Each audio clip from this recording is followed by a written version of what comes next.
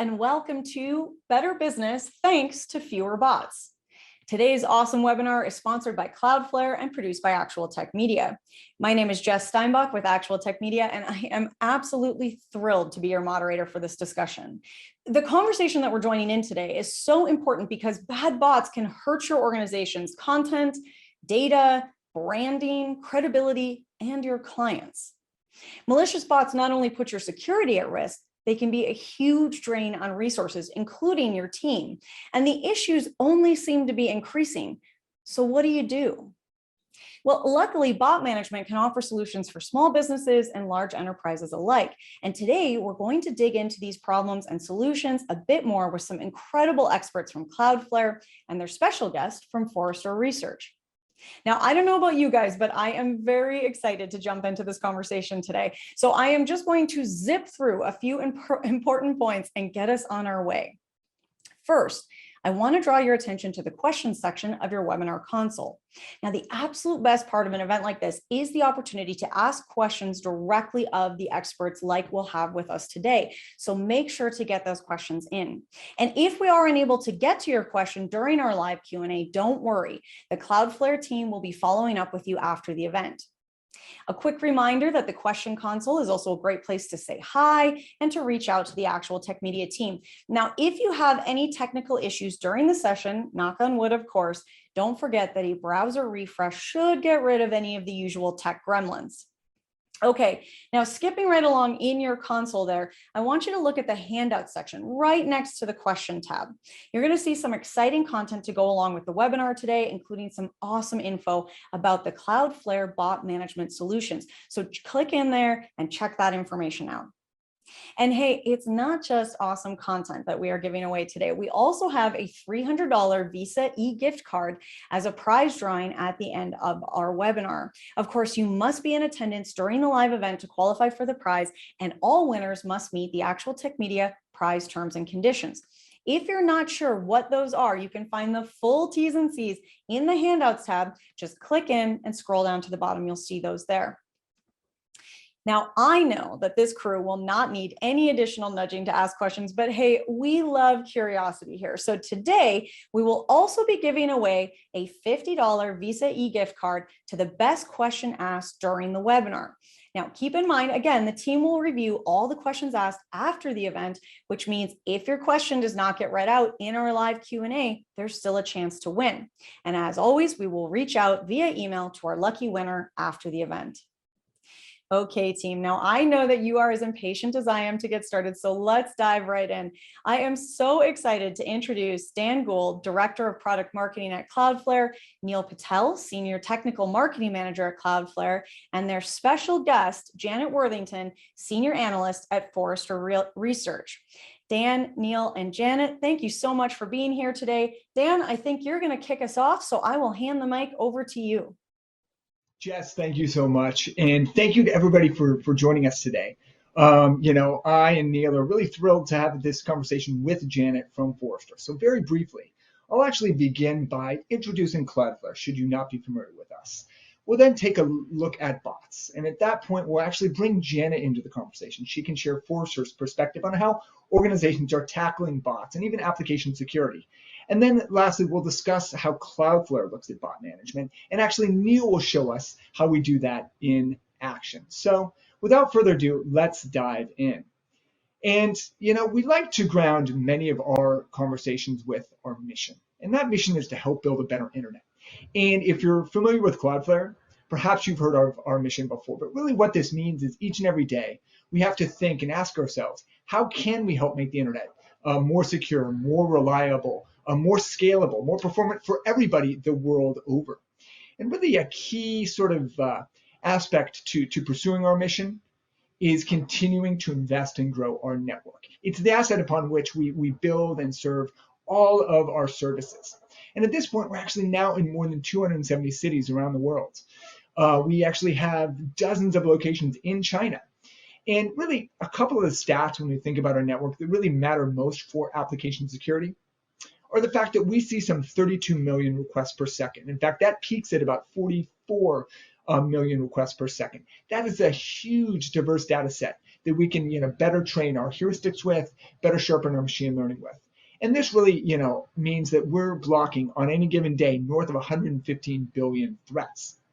So, I wanted to briefly touch on the offerings Cloudflare extends to customers. Now, we're not going to drain this slide, but just to give you a sense for just the vast portfolio that we offer. Now, you're probably familiar with Cloudflare. Well, maybe say due to our DDoS offerings, or world-class CDN, or maybe our web application firewall. But suffice to say, there's a lot of other innovation we have at work. For instance, over the past few years, we've really been busy bringing the best set of developer services to market, and that's our Workers platform, our serverless platform. And we continue to invest and innovate there with things like blob storage or databases, so organizations can build the next generation of their applications on Cloudflare. And as we've been busy with our serverless portfolio, we've also been making huge strides in zero trust. We've got now a world-class zero trust portfolio to complement what we've long been doing in application services with CDN and also application security. And on the note of application security, let's talk about that for a little bit. And over the past 5 or 6 years, we now have to worry about a lot more than just standard, say, OWASP top 10 SQL injections. That means, of course, using a WAF to not only block expected known attack types, but also exploits attempts, things like Log4j, of course, and of course bot management, which we'll talk about today. Page Shield, this is our product that helps with third-party JavaScript risk, which more and more, particularly for, say, e-commerce sites, is becoming a real security challenge. API Shield or API gateways to keep APIs secure and productive. There's a whole host of application security challenges we work with customers each and every day on. But today, of course, we're going to talk about bots and bot management. So let's, dive in there. Now, we'd like to start the bots conversation with really framing the challenge of bots globally. And what we see here is a snapshot of global bot traffic, global automated traffic, based on Cloudflare Radar. You can see radar.cloudflare.com, which is our global portal that tracks internet trends around the world. And we keep a close eye on automated traffic. And as you can see here, on any given day, and this is from May, that about a third of the traffic we see is automated, is bot traffic. And this is interesting in that on any given day, of course, about a third of the traffic that comes to our websites can be concerning. Now, a common question we get is, well, how much of this traffic is from good bots, from the Googles and Bings of the world? Well, honestly, it's in the single digits, maybe 3, maybe 4%. But the better part of the automated traffic that we see is traffic we don't want anywhere near our website. Now, another common question, just as we're looking at this, you see these very consistent, undulations in the chart here. People wonder why that is. Well, that's largely related to the fact that human beings sleep and go to bed. Well, of course, bots never log offline, which really explains the chart here. So with this as our backdrop, let's talk about just some of the bot headaches that customers constantly come to us for. Now, you're on this webinar, so likely you're familiar with most of these attacks, but suffice to say, stuffing attacks, credential stuffing, credit card stuffing, the hoarding attacks that we see very constantly, content price scraping. These are the attacks that organizations come to us for help with each and every day. And really, I think what's important to note here is that we work with customers across the board for all of these use cases when it comes to bots, be it security focused, marketing fraud, online fraud, e-commerce.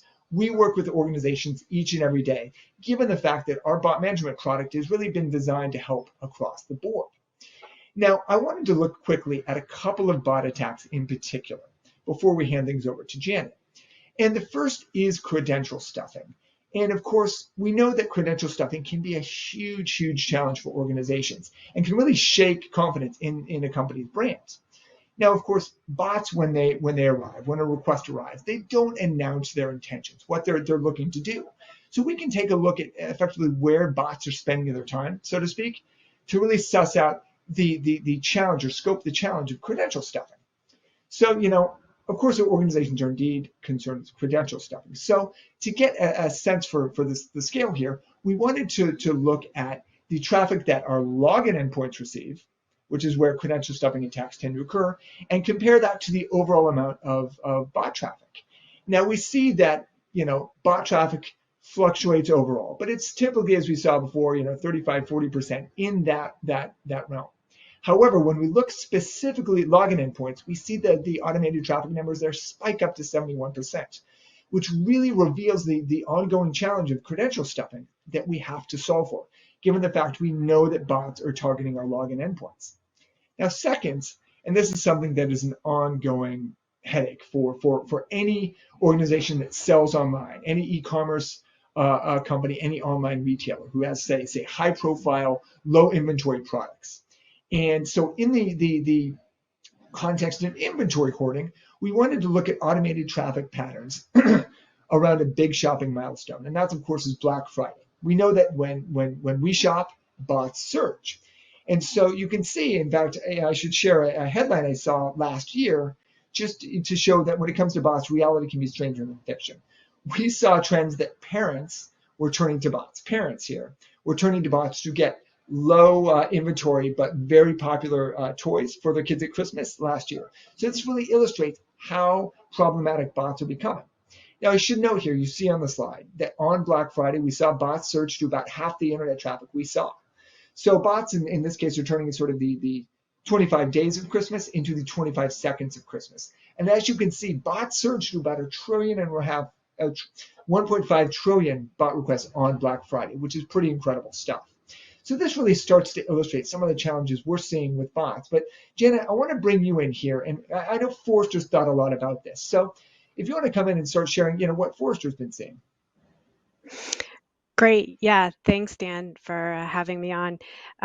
Yeah, it's scary stuff when it comes to bots and what can be happening out there. So I actually was going to just take a quick step back and talk about what we see from a research perspective when it comes to breaches.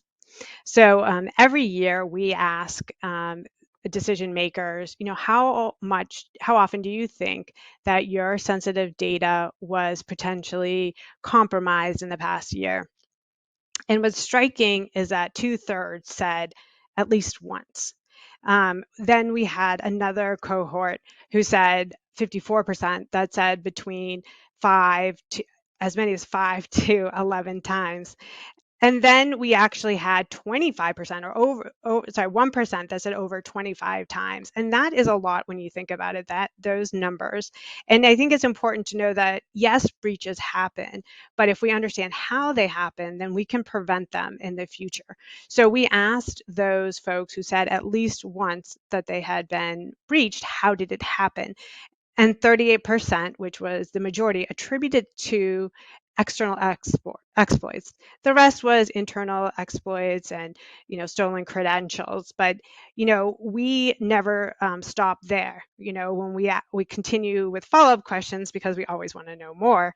And so we said, what, if you were externally attacked, how? And what we saw was, number one was vulnerability exploits, and number two was web application exploits. Number three. And what we've seen in the past is last year, vuln exploits was number 4 and web was number 1. But in the previous years, they were 1 and 2, 1 and 2. And so why do I bring this up? Well, it's obvious the attackers have figured out what the soft underbelly is, and it's your application layer.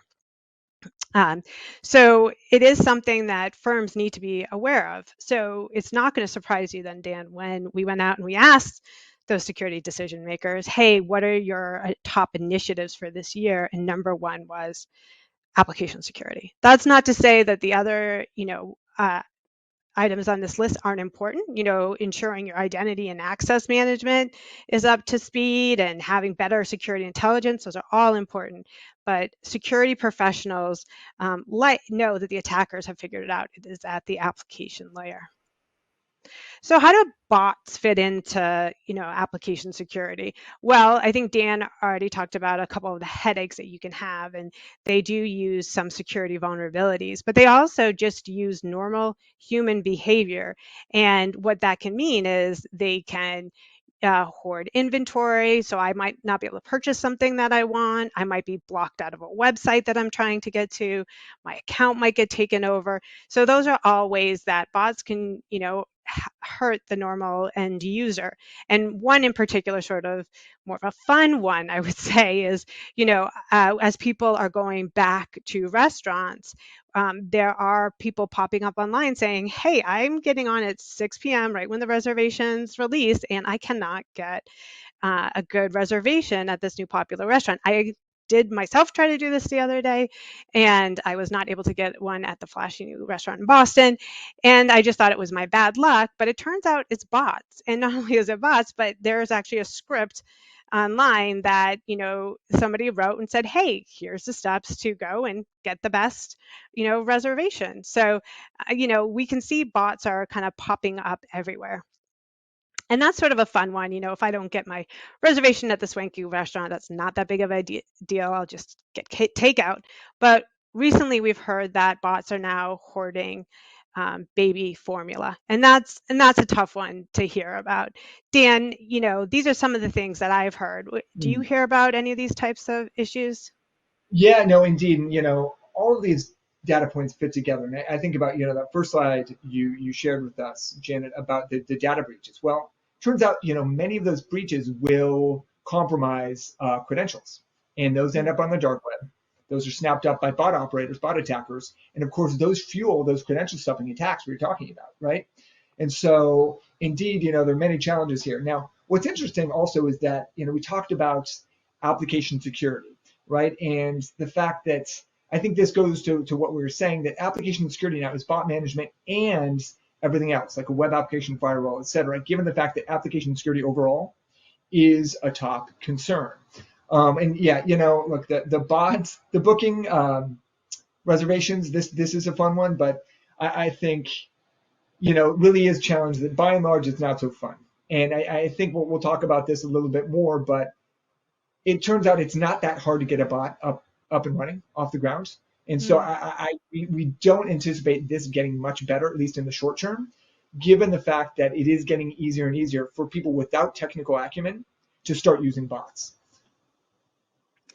Yeah, and I think you're right. And I think, I know you talked already about some of the headaches, but, when we do our research, there are all types of bot attacks that we're seeing, everything from inventory hoarding to credit card stuffing to, influencer fraud, when you're going on and making a post popular or a review on Amazon. So they're kind of popping up everywhere in life. And ad fraud, that was one of the ones that we heard early on. Where fraudsters will set up fake websites and with your ads, and you'll get a bunch of clicks, and you'll be really excited about it as a marketer. But turns out it's a bunch of bots, so they get money for those clicks, and you just get a bunch of fake leads. So it kind of influences all aspects of your business, from e-commerce to marketing to even the digital experience folks. So they can be everywhere, which is hard, I think, when you're an organization. And as you mentioned, Dan, one thing that we kind of wanted to talk about is the range of bot attacks and the people who now have accessibility to it. So it used to be you had to be pretty much an expert you'd have to write your own bot solution, you'd have to run it, you'd have to figure out all the resources, et cetera. And that's kind of like where you start off in the middle there with those tools-based bots. But now you're seeing more. Then we saw the next stage, which was the prepackaged bots that are available on different forums, GitHub, and other places that, you don't have to know how to build them. You just have to know how to like run them, et cetera.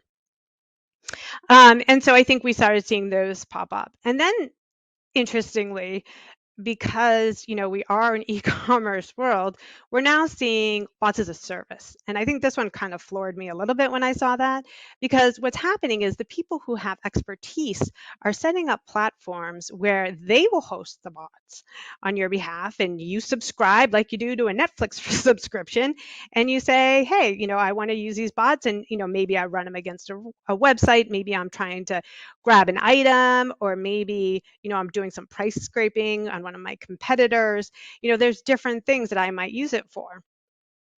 And then the next level to that is called a stakeholder bots as a service. And what that is I don't even have to run it, right? I don't have to know anything about it. I just sort of subscribe to the service, and I say, I want to, buy the PS5, which you cannot get online. Trust me, I've tried it.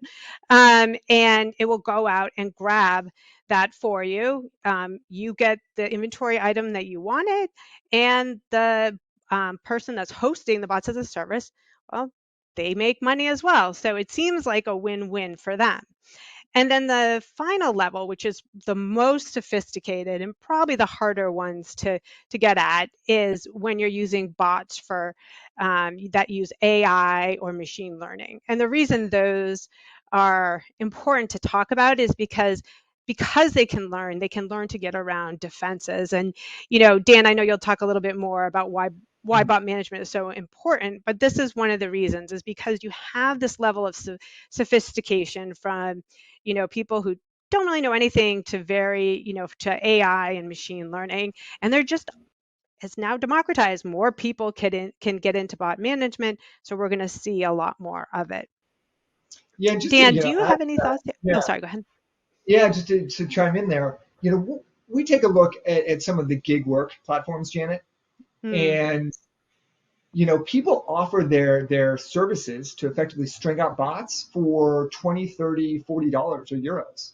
So for that cheap price, and you just send them a message as to what, say, data you'd like to scrape, for instance, you can get a bot up and running. So for instance, there's actually, it turns out, an entire scraping category on these platforms for people offering their scraping services.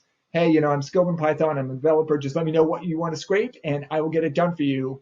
And depending on just how sophisticated, it might be $20, it might be $50, it might be $100, but it's not very expensive. So getting a bot up and running to, say, price scrape your competitors is easier than ever. And it's really above board, right? It's on in these public, gig work platforms. And then they can, of course, combine that with things like IP services or proxy services, which will rotate IP addresses and even use residential IPs to make sure that it's harder to stop any or recognize and block any bot activities.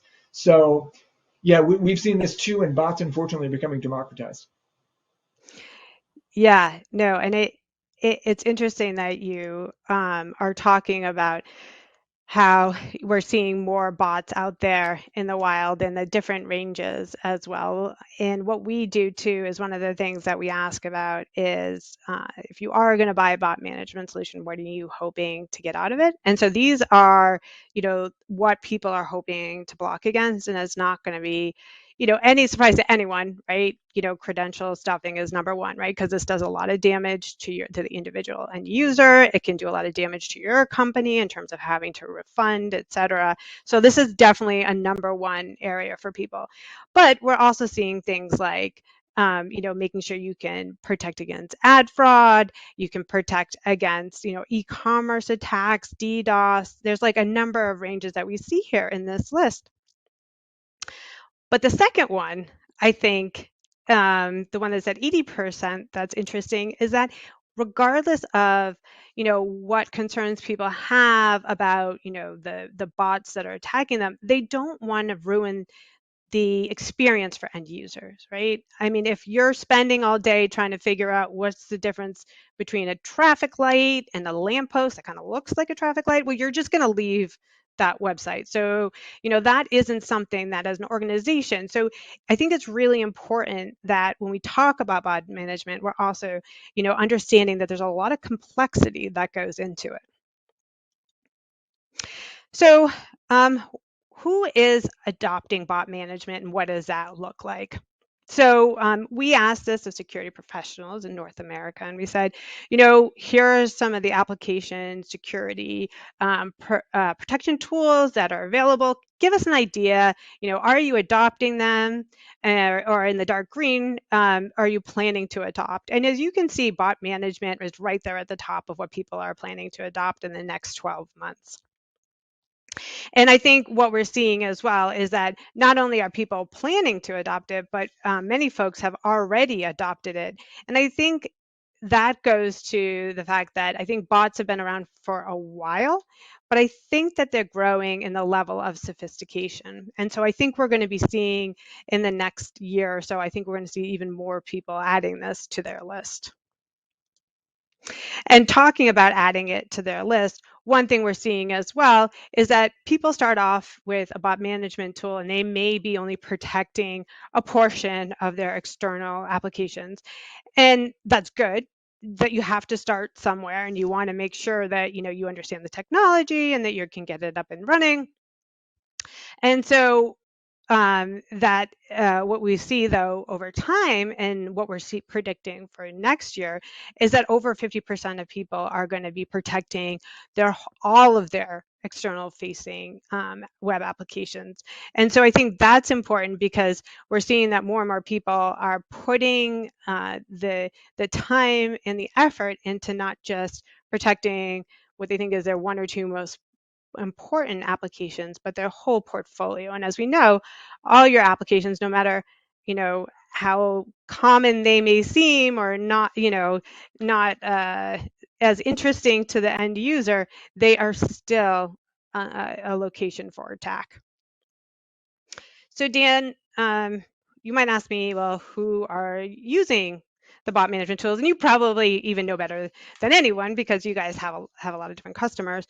But number one and number two are security folks, and it's always been security folks that have been the number one and number two folks that are using these bot management tools. But as we talked about, more and more departments are getting onto these bot management tools and using them because they realize how they impact their business, whether that's the e-commerce team, or it could be the fraud team that's worried about it. Even executives are trying to get into these tools to see the overall understanding of where their portfolio is and what's going on with their account. But what we're seeing that's a little bit surprising, I think, and what we expected, was that while the alignment between the security people who are using the bot management tools and the priorities are pretty well aligned, not so much when it comes to ad fraud, which is, when we looked at it, it was like 36% said that was a priority, but yet only 9% of marketing professionals, according to the folks that we survey, are actually using the bot management tools. And that makes us think that there is sort of a disconnect. And there's a disconnect between the IT or the security teams and the marketing teams, and potentially other teams that should be using these tools. And so what we want to sort of address is talk to people, how do you look at it holistically? How do you everybody get together to align and understand, what's needed when you look at a bot management tool, or you're looking to set up a bot management program? So number one, you want to build a story. And who's the best people to build a story? Well, marketing, right?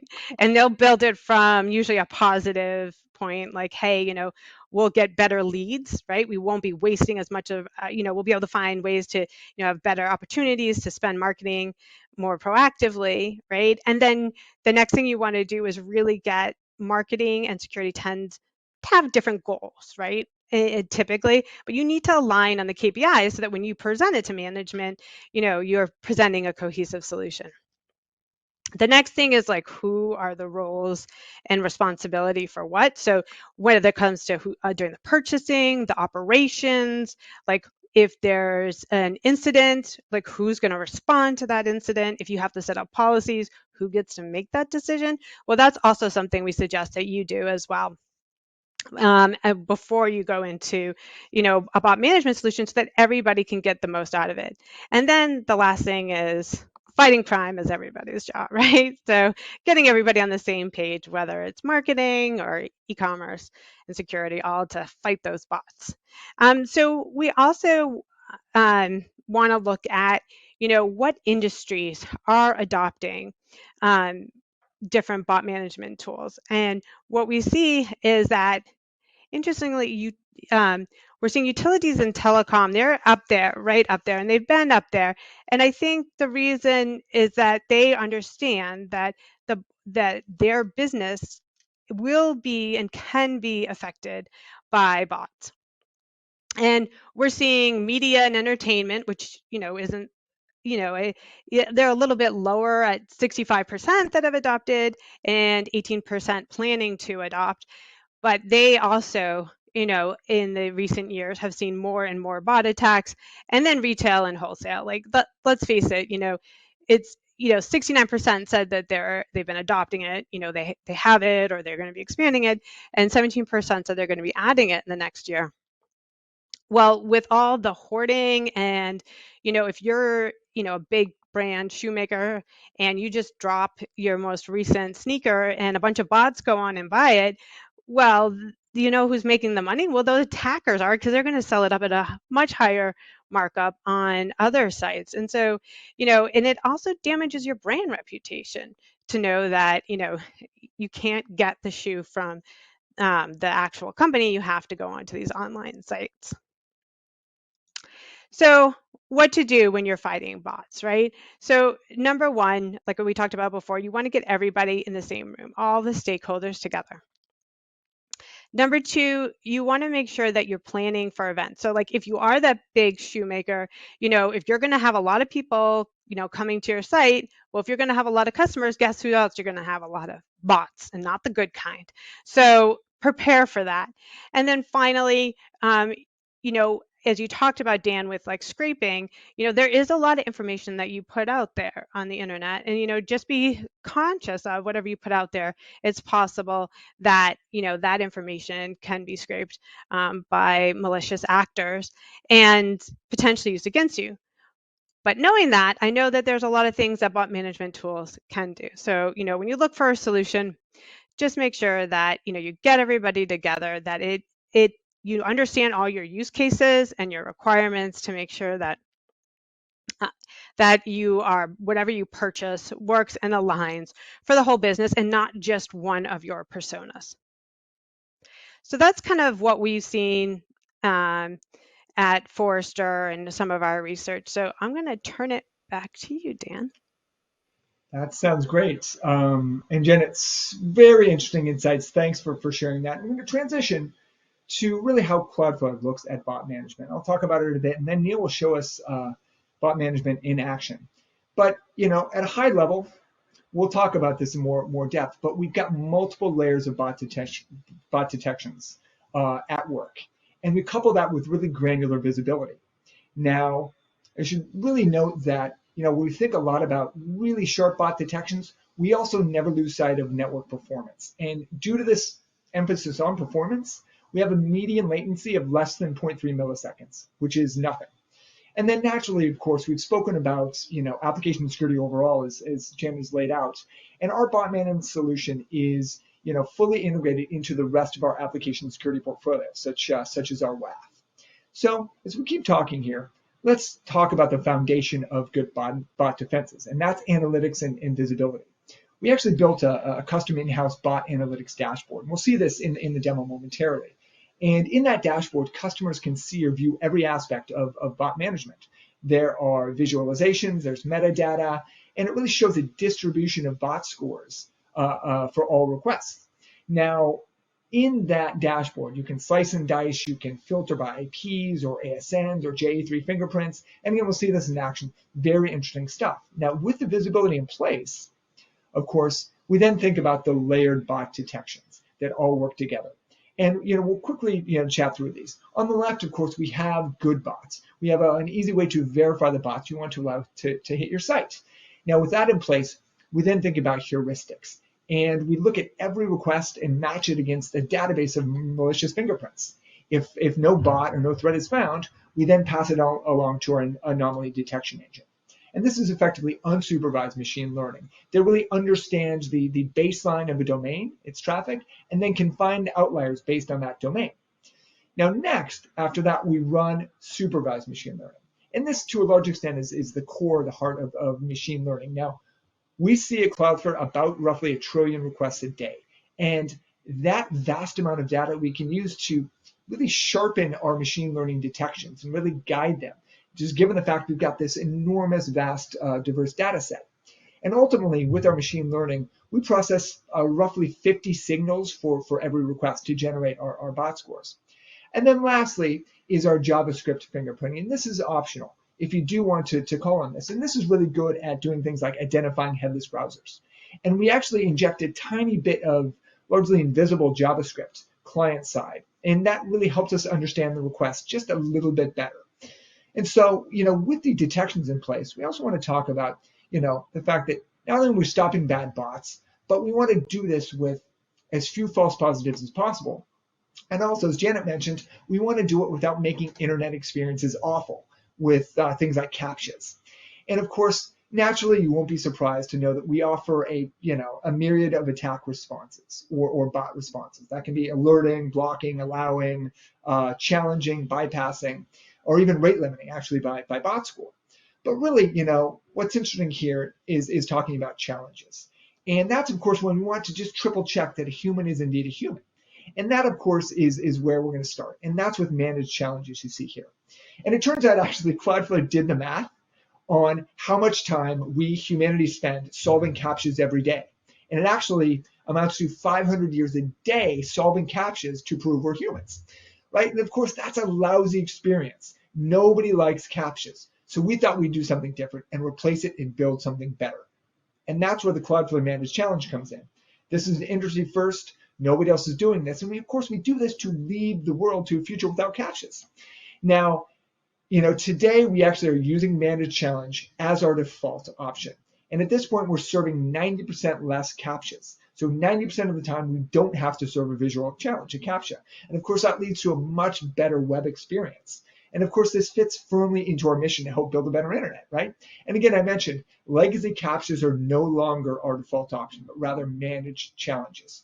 And of course, we also have this JavaScript challenge too, which is something we built in-house and rotates different 1-second puzzles. Now, on the right, you see workers here, and this is really cool. And this ultimately amounts to the fact that with workers, you can build any custom challenge you like.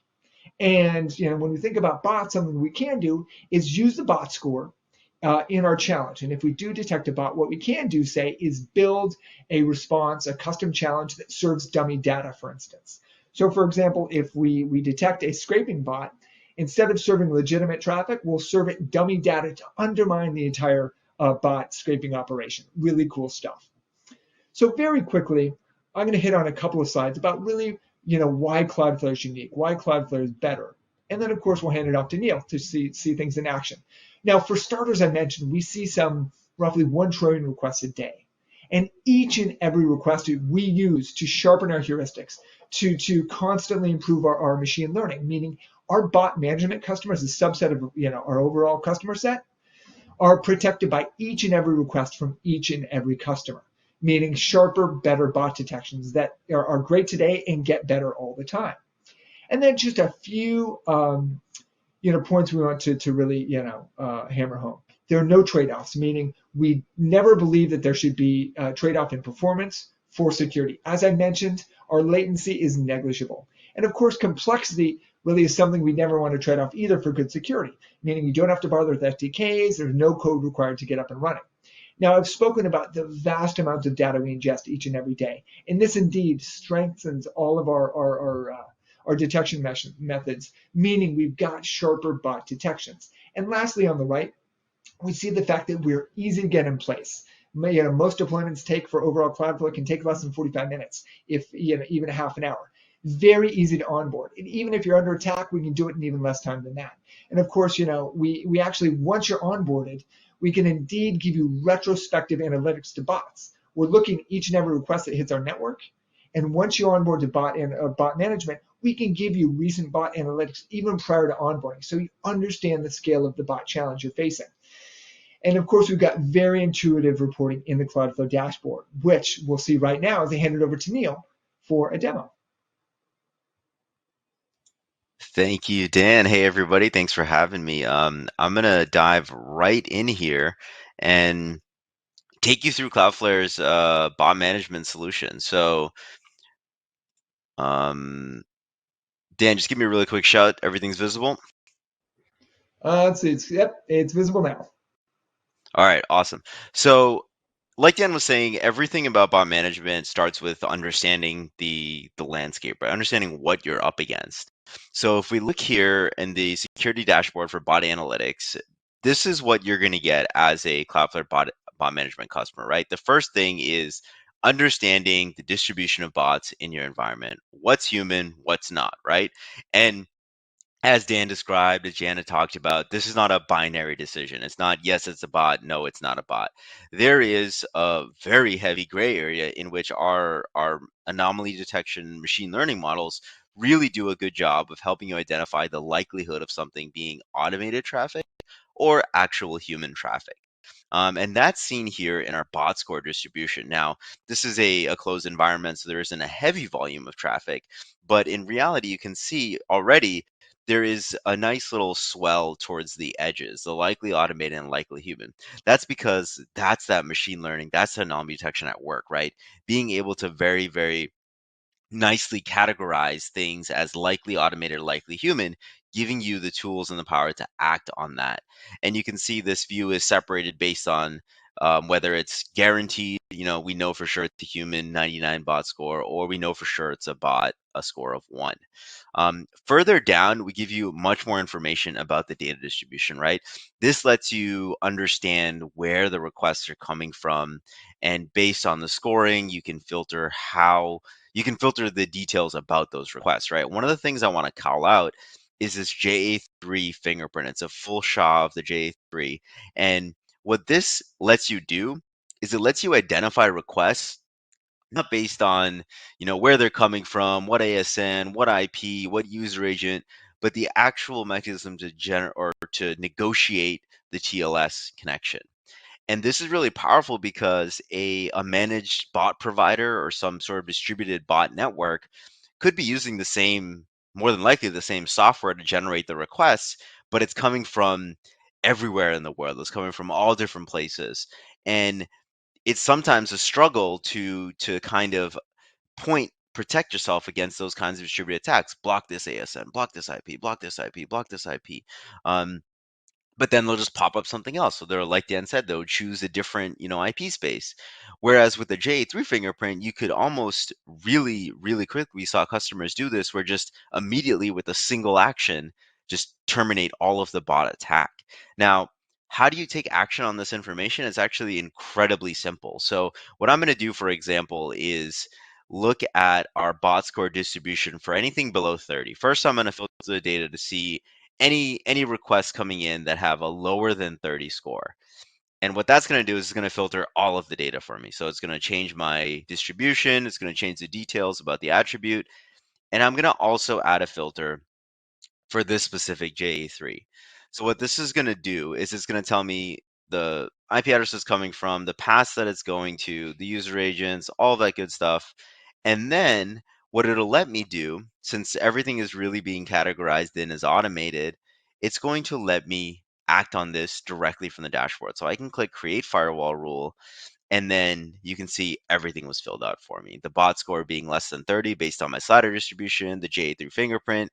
And here is where I can get, fun. I can choose the action. Now, if I'm confident that I want to just terminate the traffic and, call it a day, I can block it, I can allow it, bypass it. But then I can do those challenges, as Dan mentioned. The managed challenge obviously being the best option here. Like Dan said, 90% of captures have been pretty much removed in lieu of a more sophisticated challenge to the client to make it transparent to the end user. You can also do a Force.js challenge, which will do that proof of work with a bit of JavaScript injection. And then you can do the classic, everyone hated planes, trains, boats. So what does that actually look like in action? Well, I have a few rules already set up here.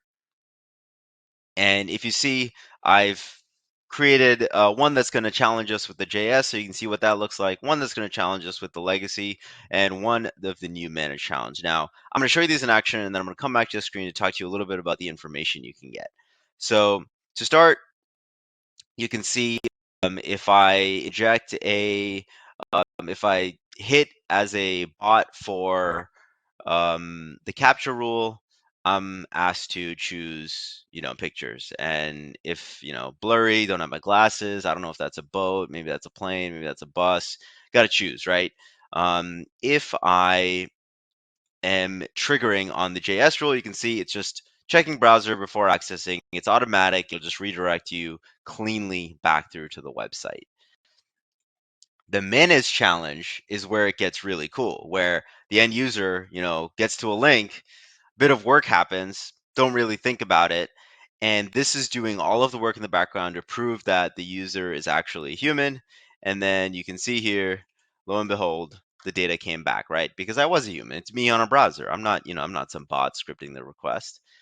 So when those challenges are triggered, we're actually logging the outcome here in the dashboard for you. And this is really important because this is powerful to help you tune your rule. So you can see here, this challenge solve rate column is telling us of the number of requests issued, what percentage have been solved. And that really helps you identify, well, if you have an extremely high solve rate, then you might be prompting users or intercepting users when you don't need to be. Now with the managed challenge, it's not as big of a red flag because it's very transparent. So the user doesn't really think about it too much and they're kind of just passed along. But like Janet said, when you're prompting somebody to click images multiple times and they get it wrong, it's going to create a bad user experience and they're just going to leave. They're not going to even bother trying to solve the CAPTCHA. So the challenge solve rate is really great for helping you identify and tune the rules. And you can see here, you can see the activity in the last 24 hours, the total number of challenges issued and solved. And you can see my challenges are pretty well written, obviously, because this is a demonstration, but I've got 0 here. And for that managed challenge, I've got a few folks or a few systems that are not able to actually complete the challenge. However, for the users like me that were, I just went along it through. Didn't really think too much about it. So that's a great way to kind of use some of the out of the box protections. But there are some other really cool things that we can do to use the bot scoring further down the line. And one of them is using the bot score to augment request headers before they get along to the origin or to the server. Now, this is really cool because it lets you write server-side controls with custom data from Cloudflare. So for example, for my demo domain here, I've added a few extra headers. So when they get to the origin server, I include the JA3 hash and the bot management score in the request header. And then I can use that data server side to do something different. If I want to serve different content or if I want to log it or send it to some analytics system, I can do that server side if I wanted to. And what that looks like in the real world, I'm going to send a request here. And the body of the response is just going to be all of the headers. And you can see down, I have my custom fields that I added with that transform rule, with the bot score, the request URI, the JA3 hash, and the WAF threat score. So this is really powerful to let you augment information. And one of the pieces of information that you can augment is the bot management score. Now, that's great for trying to handle data all the way on the server side. But one of the cool things that Dan mentioned that I'm going to show you right now is workers altered content. So if I show you right now, what I've done is I've written a bot control worker that takes the bot score, and if it's below a certain threshold, it's going to send back some custom response. In reality, Dan, like Dan mentioned, you would do things like serve up dummy pages or serve up dummy data, but you can see before a request gets to the image URL of my domain, I'm going to serve the bot control worker. And just as a really quick point to show you, what that worker looks like, I'll just give you a quick rundown of the code here. Not going to spend time digging into the code, but you can see the piece that's important is this bit of logic. And this is completely scripted in JavaScript, and I can say if the bot score is less than 55, do something. In this case, I'm going to return some custom HTML. So what is that going to look like? Let's go ahead and send a request as a bot. And I got back, a page that told me, hey, you're a bot, and then a little fun picture. Now, this is what it looks like if I'm going as a bot. If I go ahead and make that same request as a human in my web browser, live right here with you guys, I'm actually getting the picture back. So I can see the bobcat here, the little fox. However, over here, when I made a request to the same URL, since it was a bot, obviously being an automated request in the background, I got some dummy content back. So with that, Dan, I'm going to hit it right back to you, so we can dive into some Q&A here. That sounds great. That sounds great. Neil, great demo. So fun to see it in action. Um, let's see here. So yeah, Neil, actually, let's stay with you. I'm looking over the questions. And Janet, I think there are one or two, we can, they're definitely for you. But Neil, some questions here. How do we, and we touched on this, but maybe we can reiterate. How do we calculate the bot score and that dashboard distribution? How do we come to each individual score again? Yeah, and Dan, you showed this a little bit. I talked about it a little bit. It's really a mechanism of the models that we're running the request against, right? The data models. The first and the most direct are really those binary yes, no, the heuristics engine where it's a signature. We know specific characteristics about the request that's definitely gonna flag it as a bot. For the gray areas, that's where the anomaly detection and the machine learning come into play. And that machine learning engine is going to essentially rank you from 2 through 99. So give you a number anywhere in that range based on the signals that we get from the request, comparing it against the model. So that's generally how those scores are created. For the verified bots and the more precise measurements, those are actual data points that we've done working with the partners, working with search engine companies and systems to know what is a bot, what is the exact profile of your functional bot. And as a result, we can flag those as verified and make sure that you're made aware of that in the dashboard. Good. And then one more. Let's see here. We spoke about this, but this is so important. I guess we can touch on it again. The performance impact of bots, and does any infrastructure need to be scaled up to implement this? Yeah, that's one of the great things about the way Cloudflare does bot management. There's no additional infrastructure work, right? Whether you have a single origin, simple page to a massively distributed, load balanced infrastructure across multiple clouds and servers and premises, bot management is a turn on at Cloudflare. So there's no additional work, there's no deployment, there's no, like you said, there's no SDK kind of coding into the application itself.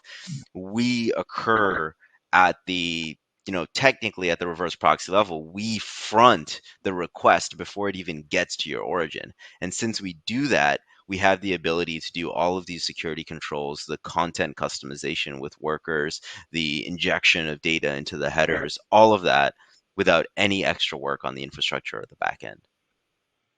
Indeed. Yeah. So make it dead simple. And just we're close to wrapping up. Janet, a couple we'll send your way. I think people enjoyed the stats and the trends they saw. And there's a question: is there a place they can look for more information?